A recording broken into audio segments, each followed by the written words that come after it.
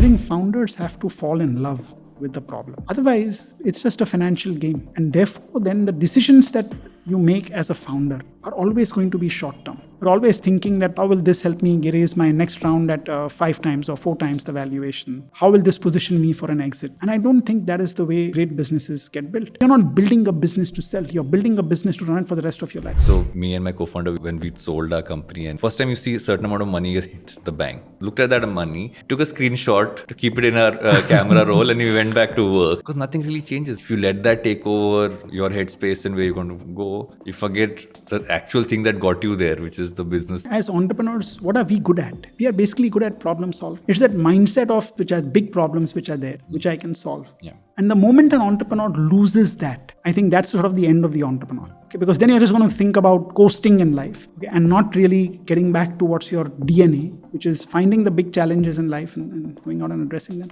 There's one fundamental rule to business. That is, businesses need to make profit. Now, in between all these conversations around valuation and fundraising and building unicorns, we've forgotten this simple fact. And people who actually do build businesses to the scale of unicorns, but without fundraising and actually build profit within it, are called Proficorns. Today, we have the author of Startup to Proficorn and the founder of 2 Proficorns, Rajesh Jain, on the show to not just discuss about all the insights he has about building these companies, but also about all the insights he's garnered about how we can build more and more profitable businesses without raising venture capital. All this and more on this episode of Take a Pause with me, Varun Duggi. But before you go into that, I want to make sure you hit subscribe and smash the bell icon. Go straight into my chat with Rajesh Jain.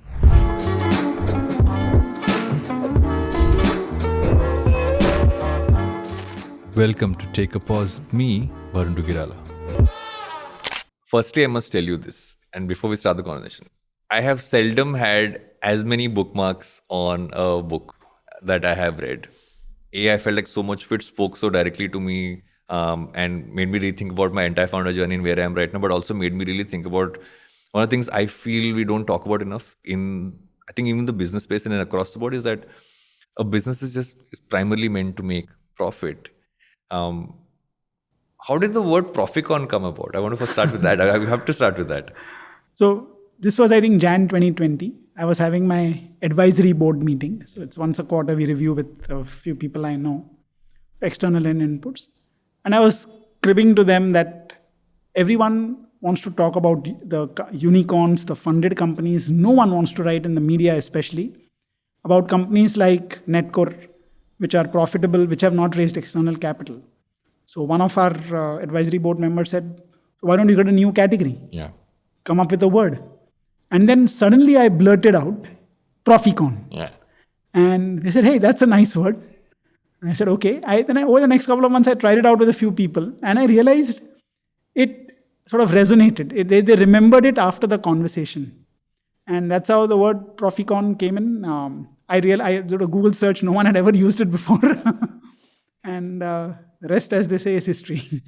We've had this entire period of fascination with unicorns, right? Everybody wants to build a unicorn. Then I think decacorn was another word that came up. 10 billion.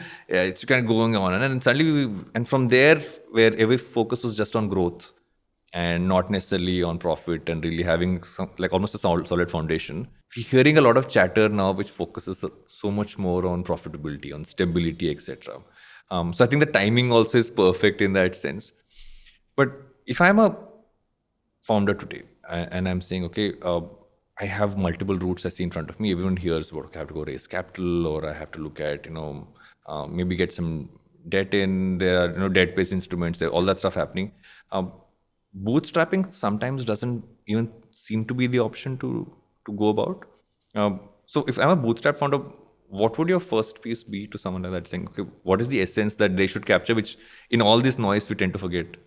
I think the most important thing is how are you going to make money? You probably need some initial capital to begin with. And that's probably either you put it in yourself or whatever. But very quickly you need to figure out what's my first profit engine going to be. So what's the initial product that I'm going to create which will help drive the profits? Because without profits, there's no growth. Okay, you're going to need otherwise external capital very quickly. Yeah. So I think for a founder who's bootstrapping, I think right up front, I need to think hard about my business model, about how I'm going to drive product market fit quickly And then how am I going to scale that up? Because there are lots of companies who can stay small. You can be profitable, but you'll then say stay small. How do I then create that flywheel of growth with my first profits? I think that's very important for a founder who's bootstrapping to think through. And you have another term for that, which as you move towards, which you called Profipoly. Yes. I'd love for you to talk about that, because it's almost the progression of the Proficorn, and it's a deep dive into a certain aspect of it. Yeah, so hopefully that will become a second book sometime soon. So the idea of a Profipoly is basically profits monopoly. That in a business, what you really need to do to survive long term, what I call exponential, forever profitable growth, is to build a profits monopoly. So the thinking is that every industry, there are a bunch of customers. Yeah. And there's a finite profit pool that the industry has. Yeah. And what you want to be able to do as an entrepreneur running a business is maximize your share of that profits pool. Yeah. So if you can maximize that share, it leaves competitors with very little money, very little quote profits, part of the profits pool for them to build their business. In a way, what you're doing is sucking away the oxygen of growth from them. Yeah. If you think about what Google has done in the search business, what Microsoft has done in Windows and Office, and what Nokia had done at once upon a time, because then there were mistakes which made what Apple has done with iPhone. Yeah. I mean, there used to be this story a long time ago that Wintel, Windows and Microsoft made 110% of the industry's profits because everyone else was losing 10%. So that's, I think, the idea that every business should aim for maximizing the profit pool. And that's the best way to grow. Yeah. And that's how you can out leverage everyone else to become a monopoly, right? I mean, absolutely. The goal has to be to become a monopoly. I think Peter Thiel said it very well. Yeah. Your goal has to be to monopolize. So I would say not just become a monopoly, but monopolize the profits. Yeah. Because that prevents others from getting any access to capital for growth. There's also the different parts of a founder's journey, especially if you're bootstrapping, if you're building this kind of business, right? I'm sure there was a lot of self-doubt at different points of time. I'm sure there were many points about how do you make the right decision, because making decisions feels, I think there's a lot more pressure because it's not like there is an ample amount, you're still holding things together. How did you deal with that entire period, especially the first business? Yeah, I think that's a very great point, because when you're building it on your own, when you're bootstrapping it, you typically don't have too many other people to turn to for advice. You don't have investors, you don't have sort of people outside whom you can go to. And especially when I was building my first company, late 90s, there were very few entrepreneurs like me in that sense. I think at that point of time, I think there are two things which helped me. First was that my wife and I worked together. I got her in, it was arranged marriage. She saw the first year of our marriage where everything was sort of not working in my life. And then I told her, I don't have too much money to hire new people, so why don't you start working? And she is a qualified CA, but I got her involved in editorial work, in designing. She learned everything. HTML, she's probably India's first HTML designer at that time. And I think that helped a lot, because then I found a confidant I could talk to. And we worked together for the last 30 years. Any problem which is there, we sort of intuitively discuss it. And that helps a lot. Second, I think, is that you've got to, as an entrepreneur, also trust your own instinct. The thing is that no one knows the business better than you. Even if you go and talk to people outside, you're not able to give them the full sort of scope of the problem that you have, etc. At best, you can summarize it in maybe 30 minutes. And they'll give you some piece of advice. So that's good. You take in external inputs. But at the end of the day, it's your gut, your instinct, which has to make the final decision. Even today, when I meet entrepreneurs, I tell them, I don't like to actually give advice. But I said, look, in half an hour, how much will I learn about your business? You are running the business, like every entrepreneur is, for life and death. So I remember this story. I had a big Silicon Valley company was looking at investing in the Indian internet. One of the world's big majors at that time in the tech space. And so since we were one of the big portals, they had talked with us. So I had to go meet their CFO. So I go in there and few minutes into the conversation, he says, so where are your 5-year projections for the business? Yeah. And I said, I don't have 5-year projections. He said, we can't invest without 5-year projections. I said, okay, tell me what numbers you want to see in year 5 to invest. Yeah. I'll fill out years 1 and 4. Yeah. I said, look, I run this business for life and death. This is the internet where things are changing rapidly. I cannot give you estimates for the future. So the conversation ended a few minutes after that. They didn't invest in me. It was a good thing. Yeah. But I think that's so true. I think it's not just about being a founder. I think in career also, it's a typical question of where do you see yourself in 5 years, which I think that many interviews have. And with the world changing so much around us, I think anybody can say where are things going to be in 5 years and forget looking at projections. But Varun, when you try and raise money today, the first thing they ask you was for 3 to 5 year projections, right? Yeah. Anyone. Yeah. And you have to make up numbers. Yeah. And so stupid. I think you've got to just see, I think many investors have to essentially trust that this person who's in the hot seat, for whom it is really life and death. Yeah. Okay, that it's gut-wrenching to see a business die or a business fail. Yeah. Okay, and entrepreneurs have to live with that reality that 99.99% businesses fail. Yeah. And yet they must have a 70% optimism that 70% have a 70% chance of success. Otherwise, not even going to get started on the journey. So entrepreneurs in that sense are a different breed. Yeah. And you have to trust that the entrepreneur has that instinct to make the right calls. It's also one aspect, right, is that it's also become very common to look at investors and when the investors are pushing founders too much. But I feel that also a lot of founders get swept up in the entire piece. I think the investors are doing what investors are supposed to do in that sense of the word, and they're asking, because they also have to look at their own focus areas and they have things that are answerable as well. You speak about being investor focused versus being customer focused. That's what you dwell into right now. Is there almost like a gauge someone should have? I know this is where I'm veering away from being customer focused, and I'm suddenly doing so much more of the investor focusing. Is there a way for someone to kind of calibrate that and say, okay, I know this is happening? See, I think the problem for a lot of founders becomes that once you raise capital, you're sort of morally obliged to listen to what investors are saying. Now, the challenge is that, especially for first-time founders, that you've not done that journey before. Okay? You're not very sure of the path. Investors, you're sitting in meetings maybe once a month with investors who are seeing things outside, from the outside, and they're telling you what to do. And I think step by step, what happens is that you stop thinking for yourself. You sort of start getting guided. Because, look, it's their money that you're spending right now. It's not the profits of the company. You're almost, after say 3 rounds of funding, 4 rounds of funding, founders can end up at 10, 20% stake, 70, 80% gets owned by investors. You almost become an employee in your own company. Yeah. Yeah. That is a problem. And I think that's why I believe that when a business starts, I think rather than the time spent going out, meeting investors, raising capital, I think if people just spend time talking to potential customers and figuring out how can I make money quickly. Yeah.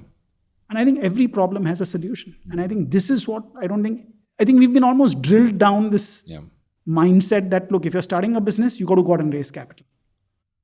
But there is an alternate way. And that's what I try to talk about in the book, that, look, you can build large businesses by eschewing external capital and therefore maximize the freedom for yourself.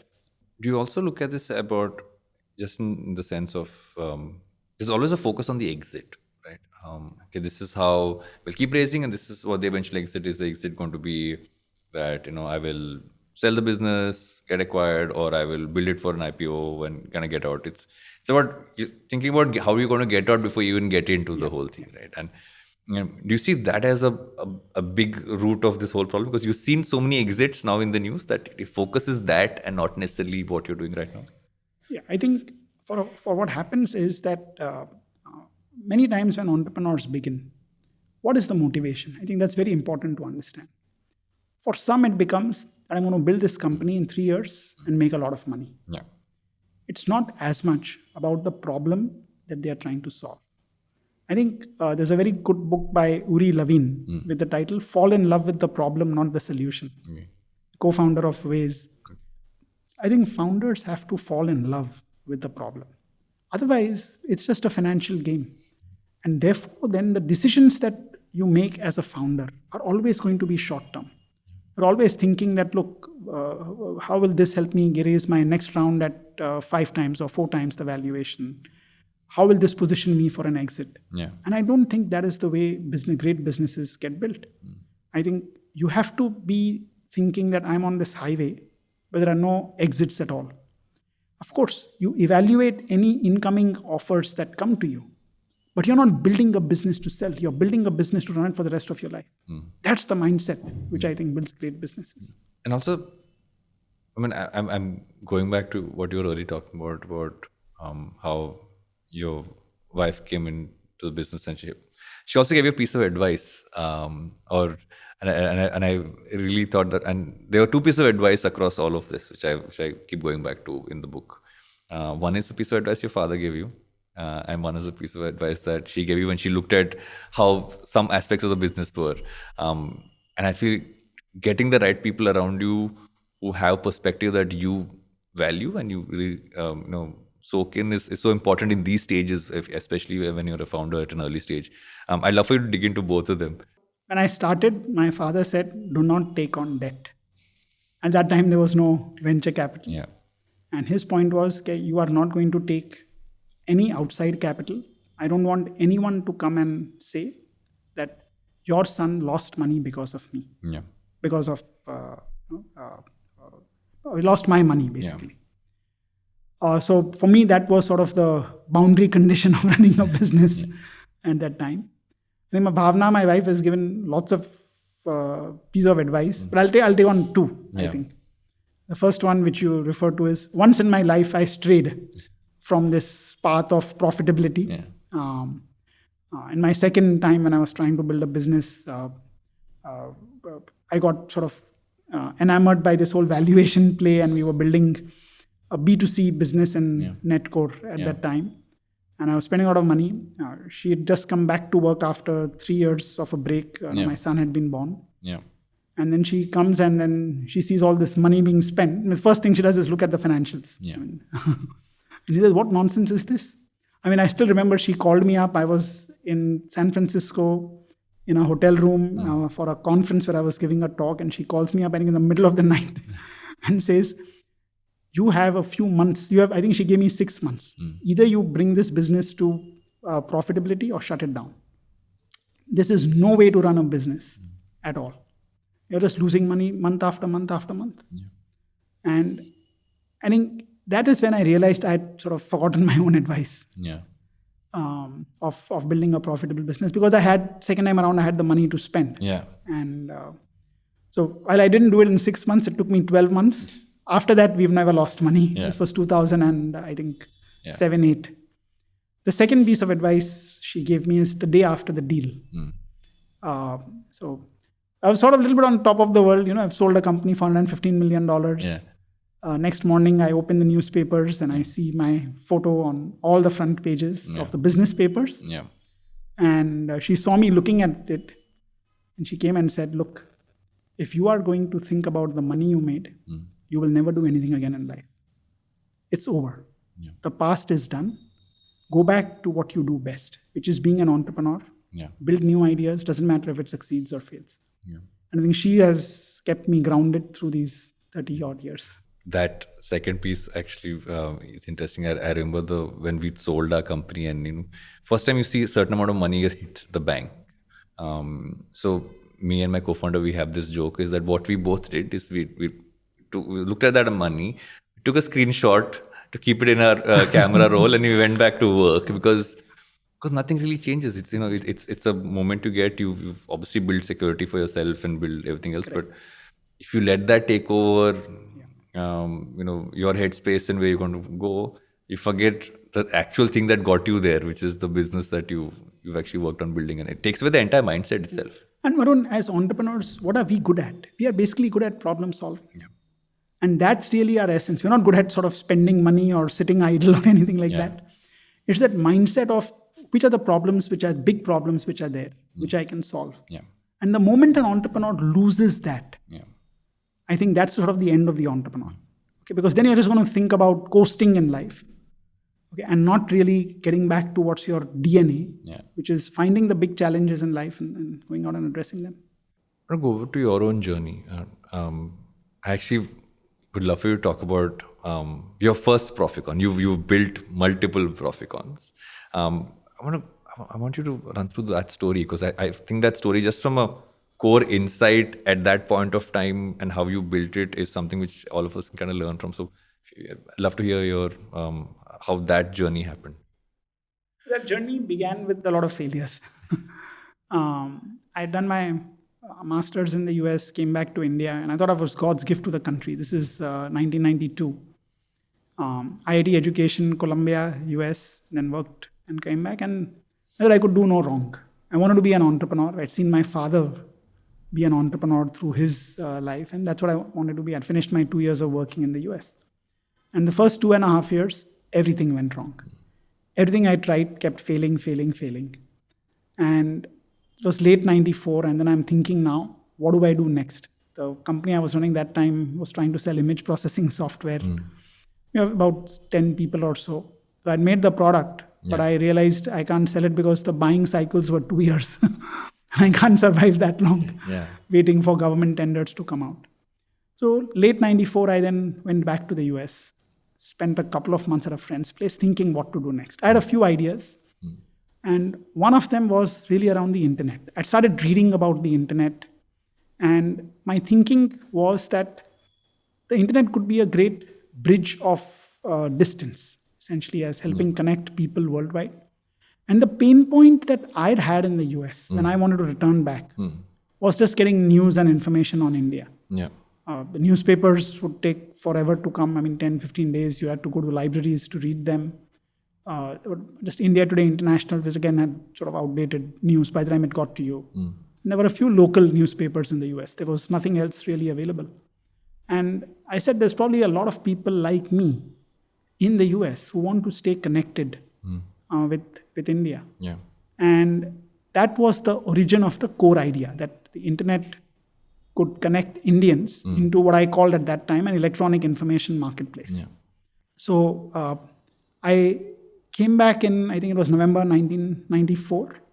And then I started writing out letters to all the publishers, media people in the country saying, I would like to get content. Yeah. I didn't know anyone because I didn't have, all I knew was how to write software. Yeah. I think I wrote about 40, 50 letters, physical letters at that time. I got a few replies back. But among the two ones which I think were most important for me were from R.K. Lakshman and Arun Puri at India Today. Wow. And because I knew that these were two brands which would really be the anchors for Indians outside of India. So true. And I met with both of them and they both agreed to come on board. And they had no idea. So I would actually take what the internet was, They had no idea. We didn't have commercial internet access in India at that time. And in fact, I remember still meeting Mr. Lakshman in his Times of India office. Yeah. And I had taken a computer with me. So laptops also used to be very expensive Yeah, at that time. Yeah. Expensive and heavy at that time. I had taken it. And I showed him, this is how your cartoon will look on the internet. And everyone in the world will be able to see it, whoever connects to the internet. And he loved the idea. Yeah. And that way, then once I got them on board, then a few others came on, agreed. Many of them still thought the internet as yet another TV channel. So that was the time when the TV channels were exploding in India. So bit by bit, I think in over 3 months, I put together some 35, 40 sections. Yeah. So from short stories, poetry, stock quotes, news, Amar Chitrakatha comics, and all. And March 1995, we went live with IndiaWorld, as I called it at that time.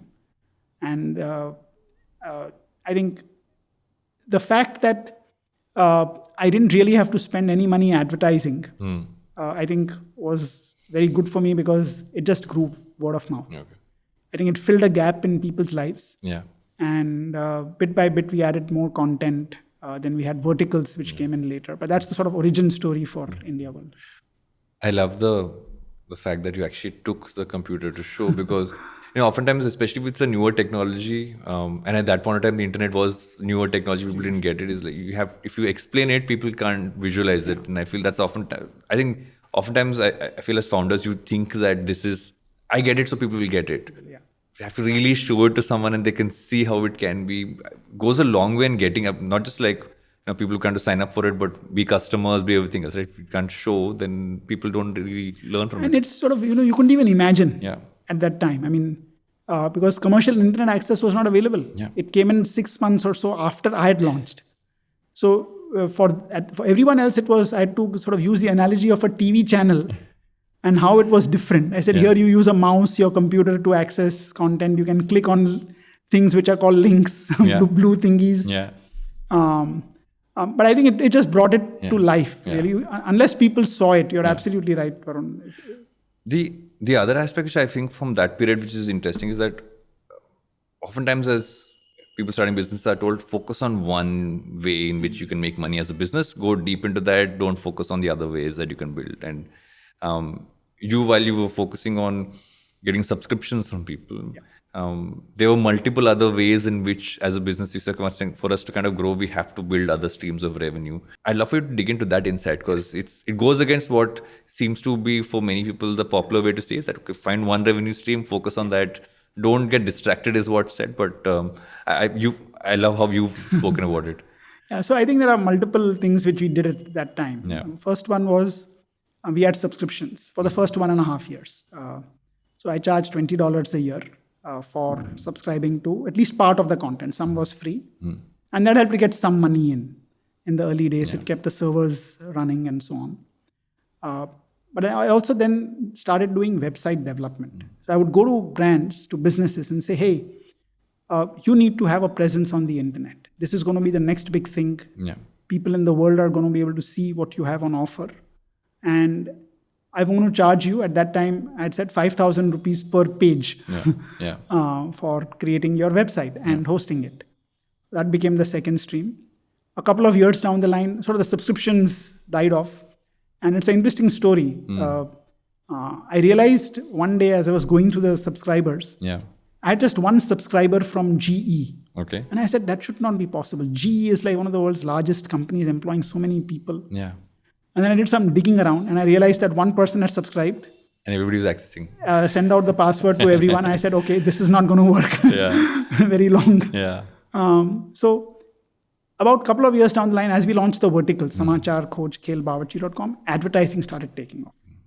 And that really was the big deal because the margins were very high, very scalable in terms of revenues also. But again, if I had not survived through the initial years of subscriptions and websites, I would not have seen the money-making era from advertising later on. It's also, I think that's the essence of bootstrapping, right? When you're bootstrapping, it's not about, I have to stick to this singular piece, etc. But you need to make sure there's enough, and you say it perfectly, you said it has to be about cash flow. Are you getting cash in the bank? And it made me again think back on the early days of my own founder journey, right? We would just focus on the fact that when someone first asked us if you have a P&L built out, we were like, no, we just focused on, are we getting enough money in the bank to pay salaries this month and expenses? Was the only focus. And I think that's the core difference. You're focusing on the business to make profit. Everything else is almost like, if you have time, I'll do the other stuff. Yeah, it's money. Basically, you're just managing for cash effectively because you got to pay out your salaries, rent, everything. And if cash doesn't come in, then you have a problem. Yeah. There's one aspect you spoke about, and I think it comes around this period, is that, if you've chosen to take this route, you're also being very careful about what you spend your money on. Like you said, you didn't have to advertise, etc. Yes. But parallelly, there are people who are raising money, and so obviously they're spending a lot of money on, let's say, marketing, etc. And there also is a sense of, once again, am I going to be falling behind because they're doing that? Yes. How does one overcome that?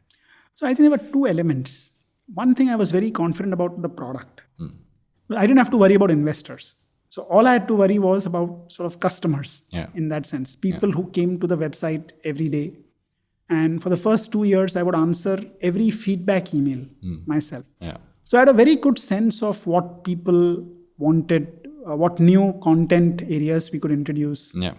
And I think it's partly because I didn't have to spend time interacting with investors and giving sort of statements. Otherwise, I mean, I've talked to a lot of founders through the years. A third or half the time can go in just fundraising. Yeah. And then, of course, once you raise one round, it's on to the next round. Yeah. It's a continuous process. Yeah. So I think that helped a lot in terms of the fact that we were very close to listening to customers. Yeah. And then over time, I think the product basically did very well. So even the Samachar, Khoj, Khel, Bawarchi, these were the 4 out of the 13 portals that we had, which did incredibly well. And I think a lot of it goes back to my own experience of the pain which I had in the US when I was looking for information on India. Yeah. And I had experienced it all myself. I knew what would work with Indians outside of India. Yeah. And I think that made all the difference. Because I saw a lot of people launch websites on India. But I think that sort of emotional element in there, that little extra, which would make the difference between having to spend money to get them back the second time versus them coming back on their own and therefore not requiring advertising dollars, I think made the difference. You've hit on the spot that everybody, especially someone building a D2C business today, is struggling with. Right? Is that you're spending a lot of money to get a customer in, and the hope is that they'll come back for the second purchase. And I'm saying hope because that's almost feels like what a lot of these businesses have.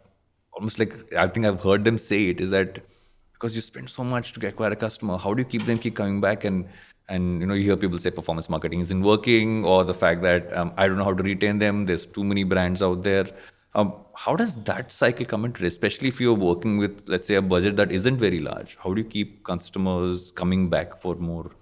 So I think what's going wrong today, I think, is that a lot of the focus tends to just be on revenues and growth, because those are metrics everyone's looking at. I think there's not enough focus on the fact that what happens after you acquire a single customer. So how can you now work on maximizing lifetime value from that customer? First is figuring out more about that customer. How can I not forget third-party data, but zero-party data? Can I ask the customer who's come in questions? I can get to know the person better. And therefore, I can customize the offerings. Of course, technology will help do all of this. But at that unit level, it's about a single person on the other side who's experiencing your product. And how do you ensure that experience is just out of this world? So 2 things happen.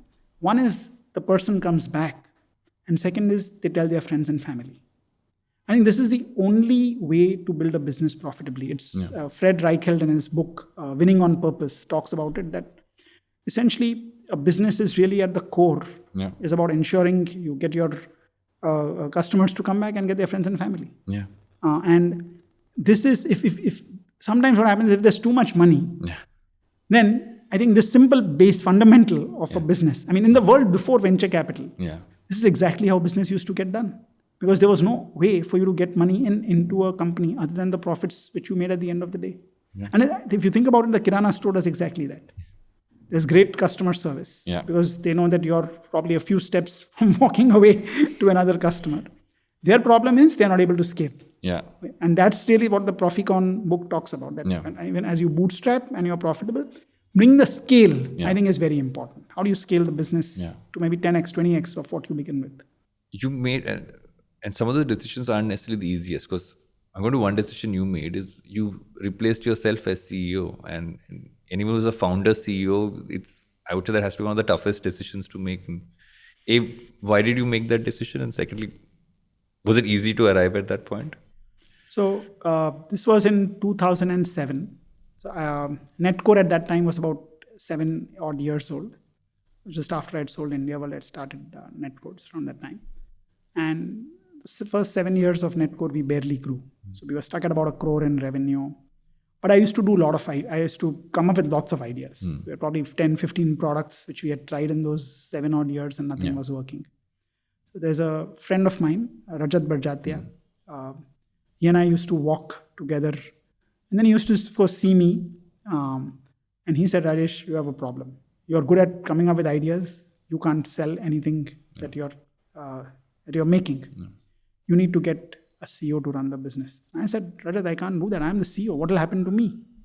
My first reaction, he said, look, What I know is you need someone who's good in sales, who can take the ideas that you have and then get them to market. You have to actually make money from those ideas. And he gave me a recommendation of a person to meet, Abhijit Saxena. Yeah. Abhijit came from a very different background. He was in entertainment, worked for a subsidiary of Z. Yeah.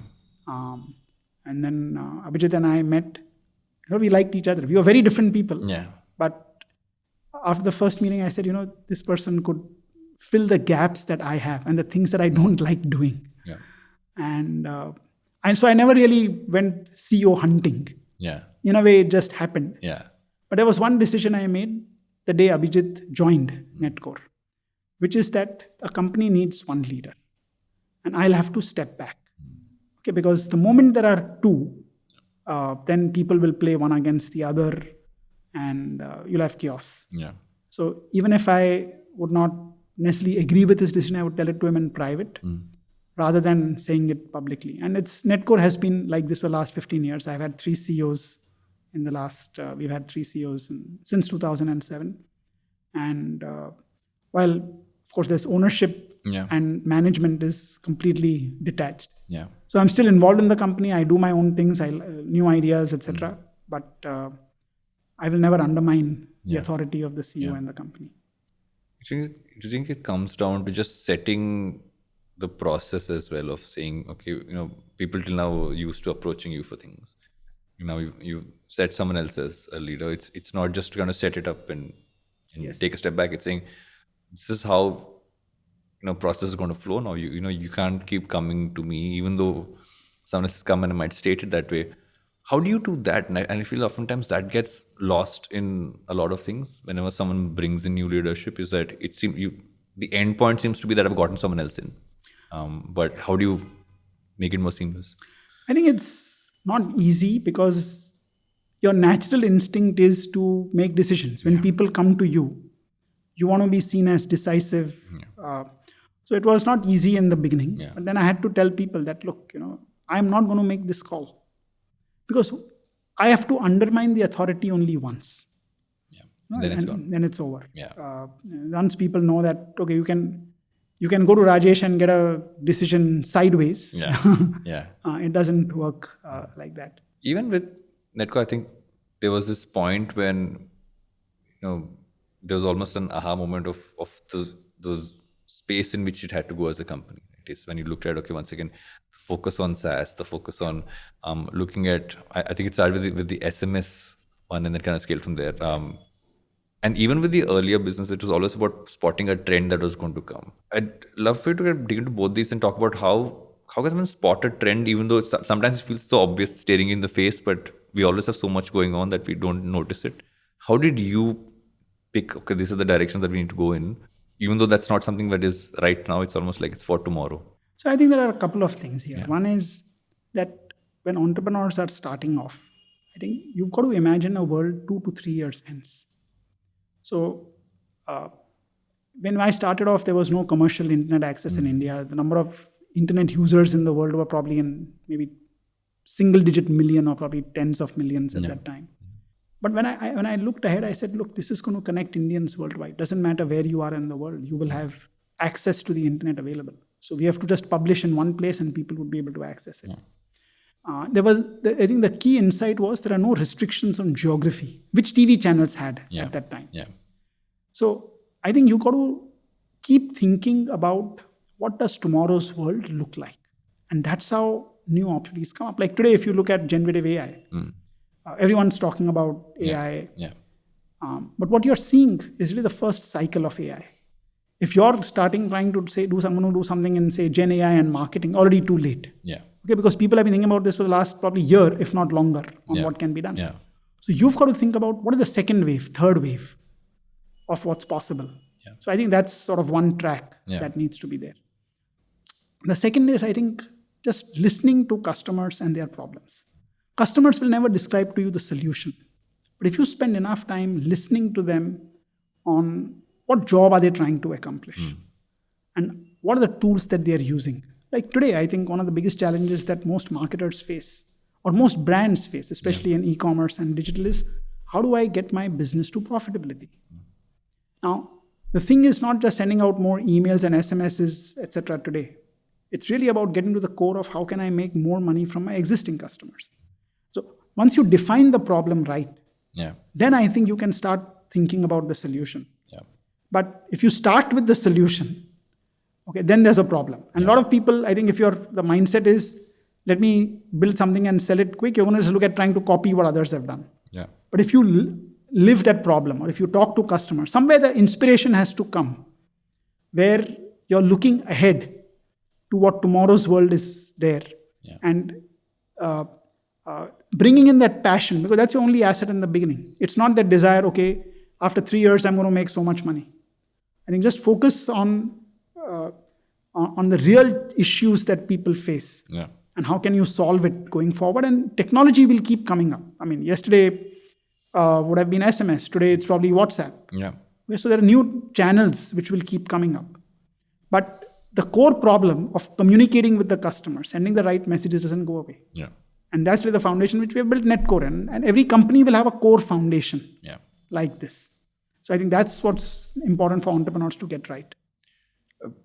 Do you also feel that at some point, as you're looking ahead as to what's going to change and build around that, you also have to kind of focus on what can I do right now also to sustain and then build for the future as well? And Absolutely. How do you balance those out? So I think it's sort of the today and tomorrow. You need your first profit engines, because only then do you have the cash to invest in newer ideas. So in Netcore, again, so going back to the story, basically what we did was we started with email and SMS in 2006, 7, 8 time frame. And they were not very exciting businesses in that sense. We are doing a service where brands could use email, SMS to connect with their customers. But they were very profitable businesses at that time. And the businesses grew as we went along. But that then gave us the cash to then invest in the newer areas. We didn't know marketing automation in 2007, but by 2015, the talk was about how do you automate customer journeys. Then came personalization.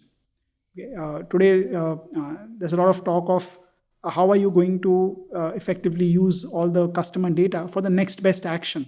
For new ideas like inbox commerce, where you move the conversion funnel from the website and app into the inbox. But that almost predicting what they're going to buy next. What to buy next. But that world doesn't happen if you don't survive all those intervening years. And I think if you keep, I bring it down to the fact that you have a profits engine. You need to protect it because competitors are always going to tug away at that. And have one eye, at least on the future. What are new technologies coming up?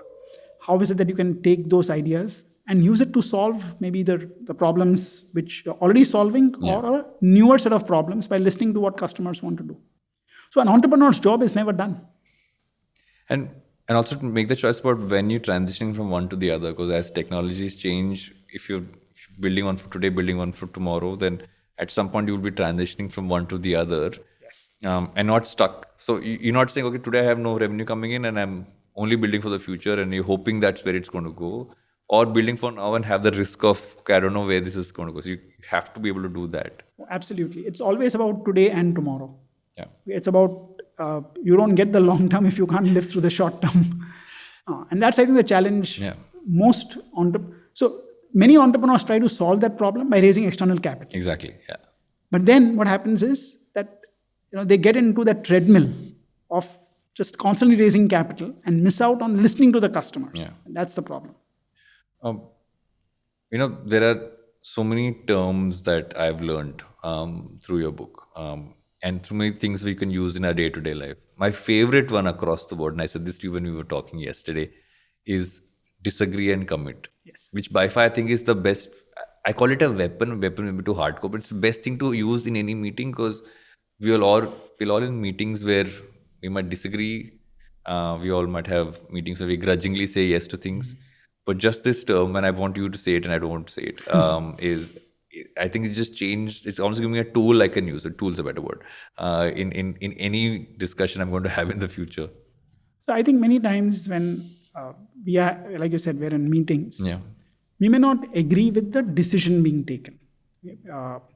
Of course, as a founder, you can always brute force your way, but let's keep that aside. Maybe the others are not in favor.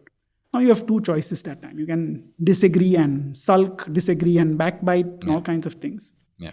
But one of our CEOs at this mentioned this phrase, and I think it's from his Intel days, probably from Andy Grove: disagree and commit. Now, what it really means is that if the group has made a decision, you commit to following. You articulate your views. Yeah. You put forth your thoughts. But once the group makes the decision, you are committed to moving as one team forward. I think this is very, very important. Otherwise, you do not get alignment.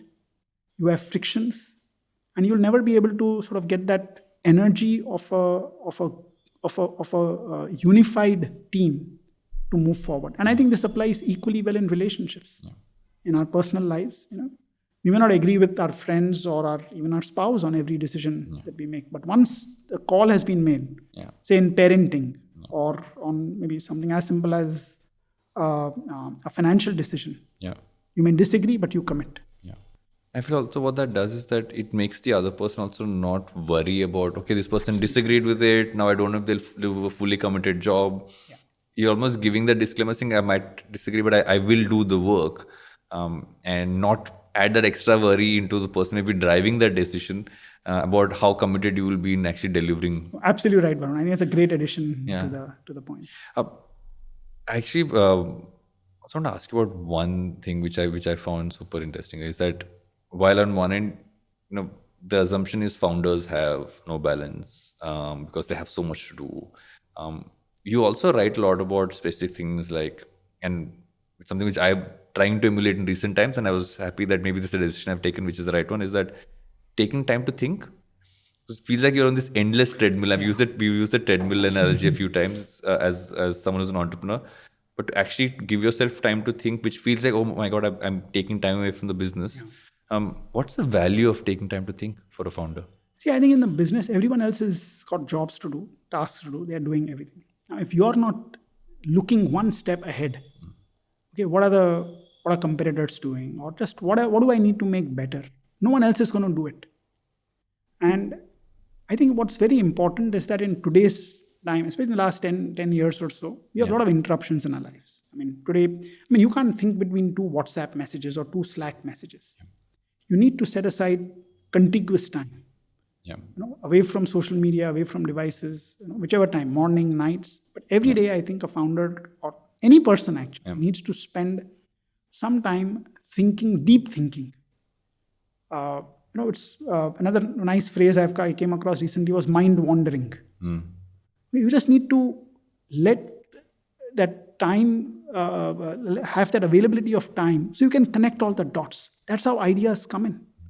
You're not going to just sit, okay, now I'm going to get 5 ideas in the next 30 minutes. It doesn't work like that. So you need, and for founders, it's especially very, very important because every day that you're going into work, you're actually reducing the risk of your business failing. In a way, I always say that founders are not risk takers, they are risk reducers. So if you don't think about the future, about the next steps that you need to take, and that's all about having contiguous time. So I think this whole thing about that we have so many devices and emails to be answered, they're always going to be there.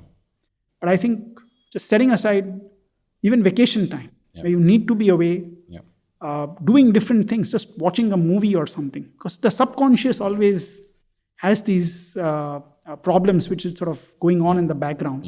But you need to give yourself that contiguous time so that the answers can come. Do you also feel that adds into how we look at scaling itself? Because it's not a choice between scaling and bootstrapping. Right? You can hit scale and grow fast while bootstrapping as well. Do you feel these things also kind of help you have more clarity in that space? Yeah, so I think for a startup, at least you've got to think about scaling, very important, because otherwise you stagnate and you die. In today's world, flat growth is basically like a decline and death. Now, scaling, I think, requires, I'd say 3 things. The first is you need the next generation of products. So you got one profit engine, Yeah. but what's the next generation of products you're going to come up with? Because they are going to open up newer markets for you, adjacent markets, whatever. Yeah. The second is you need pivots. Okay, because many times what brought you here will not necessarily take you there. So maybe like in our case, we did very well in India and emerging markets. Yeah. Now, for us, the next horizon has to be the US. And for US, it requires a very different approach from what helped us win in these markets. Yeah. So what are the pivots that we need to make for winning in the US? And third is you need the people. Yeah. Okay, that again, the people who were with you may not necessarily be the ones to take you to the next level. So how are you going to get maybe senior talent? How are you going to give them then more responsibility to be able to run P&Ls or sort of parts of the business? Yeah. So all of these are, I think, very important. And for a founder who's scaling the business for the first time, that he or she is doing it without having previous experience in doing this. Because earlier, it was all about me making every call. Yeah. Now I have to delegate. Yeah. I've got to trust someone else that they will do the decision or the work as well as maybe I thought I would have. And that's never easy. So that delegation, trusting, all of these are important in the scaling journey as you go forward. How do you make sure the people you have buy into the vision as much as you do as a founder? Because and I feel it might even be tougher if you are bootstrapped, because someone raise capital suddenly have capital to, let's say, get a fancier office and do some of those things. If you bootstrap, you also don't have those. You don't have those perks to throw at them. How do you get that initial team to really commit to the vision that you're working towards? So I think in the early days, it's the founder's passion. I think very important. You got to keep reiterating what is the problem we are solving? Why is it a big problem? And I think the founder can drive that because the people have been attracted to the founder and the founder's vision. I think as you grow, I think the culture of the company becomes very, very important. And I write this in my book where basically I think there are two elements in culture for me. There's an icon and the storyteller. Okay. So an icon brings the company culture to life. You can put it on, you can write all the nice words everywhere, but it won't make any difference. Yeah. You need someone people can look up to, a role model. Yeah. So in Netcore, that's really been Kalpit, our current CEO. He's been with the company since day one, 25 plus years. And he embodies the culture. And then there is a storyteller. So it's that generation to generation. With every new batch of employees, you got to retell some of the stories of the past. What brought us here? What connects us? What binds us together? Yeah. And that's done by Bhavna, my wife, who's also a HR head in Netcore. And she's wonderful just telling all these stories. Because otherwise, people are just coming in. It's a soulless company otherwise. Yeah. So what connects you? What binds you together? Yeah. So I think these two then help you create that common glue across people, which then takes the company forward and builds an institution rather than just a founder's manifestation of what an entity should be. And do you also feel that these two elements also help? Let's say hypothetically now, I'm sure the founders watching saying, once again, I know in my case, I can't bootstrap. What I'm building requires me to raise capital. Is having these elements also somehow going to help me, or what will help me raise money, but not from a point of weakness, but from a point of strength? Is there anything you'd say to them? I think in today's times, especially for founders raising capital, I think they should have a clear path to profitability. I think it's going to be their greatest strength. Mentally, they should be saying, even going to investors and saying, this is the last round of capital I'm going to raise before I'm going to turn profitable. So I think mentally, if you can make this happen, I think the investors will be very comfortable that you're not going to come back asking for more burn capital. Yeah. And second is, it also forces the founder to think hard about the business. And I think the less equity you give up, I think every round of capital is giving up more freedom, more equity. Yeah. I think it's better for the founders. You retain more control of the business, especially in difficult times. Yeah. When you can't push back. I said this at the beginning of the pandemic in one of my blog posts and I have it in the book, that in times of crises, unicorns fire, Proficorns hire. Because you have a diktat from the general partners, probably, or the partners in the venture capital fund, that all our companies have to cut staff by 25% to increase runway by whatever, 18 months or so. And you can't fight that. You've taken their money. You have no choice but to adhere to that. But if you can buy that extra freedom, that I'm on a path to profitability, or I am profitable, and I don't need new capital for burning. I need new capital only for growth, maybe for acquisitions. That's, I think, the best place to be in. So my advice to founders would be, it's not that I'm against raising capital. There are different businesses, different stages of a business you will need. But the capital should be used for growth. And if you're still losing capital, go to investors with a clear plan of becoming profitable. Through your entire journey, were there points when you reached out to someone for advice and beyond the ones you've spoken about, someone from the industry, etc., and which had an impact on you? Yeah, I think the one I remember very well is when I got the offer from SIFI to buy IndiaWorld for $115 million. Yeah. And I went to Hemendra Bhai Kothari, the founder of DSP Merrill Lynch. And they were our advisors, investment bankers.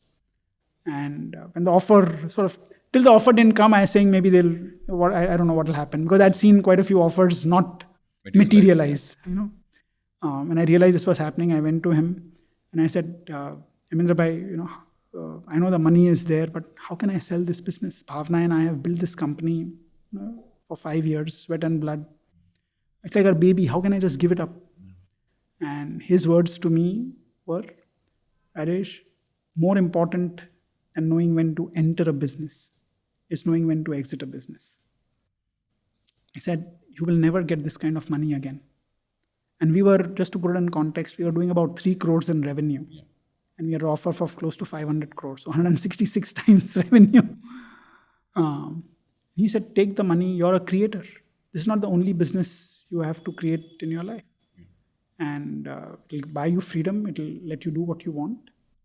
And I think that's a piece of advice I've given to a lot of founders whom I have met. Because if I had waited 6 months, I don't know what would have happened to IndiaWorld. Because the market crashed in 6 months. Yeah. The valuations came down. India was anyway very small in terms of a market at that time. I don't know whether we would have survived. Because the winter was long. Yeah, very long. At that time. And I think it's many times, we always wait for maybe that little extra higher round of higher valuation, or something which prevents us from making the call. And I think I'd never seen cycles, business cycles in my life. I mean, not from a financial standpoint. Yeah. And I think that advice from Hemendra Bhai, I think was incredible when I look back. Would you have a piece of advice for someone who's a founder today? I know I think that entire conversation is advice, if you ask me, and learning for everyone. But if you were to kind of say that someone bumps into you in an elevator as a founder, say I'm a founder, I have a couple of minutes with you. What would your singular piece of advice be?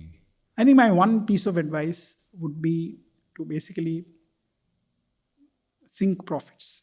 See, I think I cannot overstate the importance of profitability in a business. And it's not just about 1 quarter of profitability, or as now happens, adjusted EBITDA profitability or whatever. It's real cash profitability. Because psychologically, what it does for a founder is, that's the moment you realize that I have a real business. When people are paying you more than what you are really spending on a business, that is when you have a business. Otherwise, it's a loss-making machine. So my advice would be that if you are not profitable, please think very, very hard on how you can make the business profitable very quickly. And there's always a path. Most of the times, people just take the easy way out because there's a constant stream of capital available. But if you can think about putting the customer first, falling in love with the problem you're solving, you will absolutely find that path to profitability, which will reduce the dependency on external capital, which lets you build the business for the long term. I think that's the best way to build a business. Thanks so much for doing this, Rajesh. This has been a fabulous hour just talking to you about this. I can do this for a long, long period of time. But I think for everybody else, it's just like your book is like, I think one of those things you got to keep going back to and referring, because I've learned so much for reading it. And thank you so much for coming on Take a Pause and spending this hour with us. Thank you, Varun. Fantastic conversation. And I think you've been an entrepreneur yourself, so the questions were from the heart. I think I loved it.